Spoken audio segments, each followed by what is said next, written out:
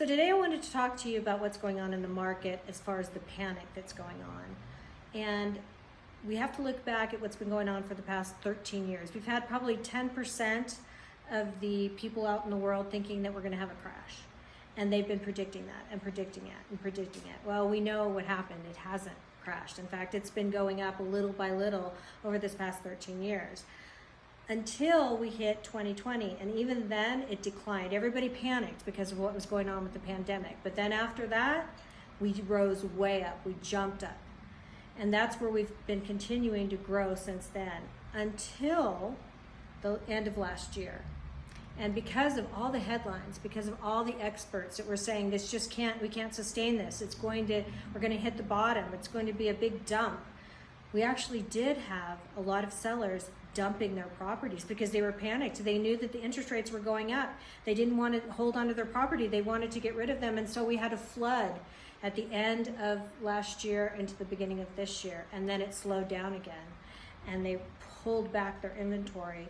And so what happens now is property starts to appreciate again, even with the real estate interest rates going up.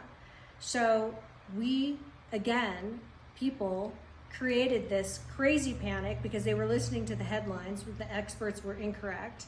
And now they're causing the properties to go up in value again because they're holding back. We just don't have enough properties. It's supply and demand. It's simple.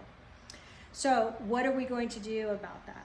What can we do? One of the things they're talking about still, we have like 37% of the people that think that we're going to have an influx of foreclosures and that we're going to be flooded with these at 200%. Well, think about it. We had a moratorium for a long time. We couldn't put properties on the market. You couldn't sell them. You couldn't kick people out from renting them.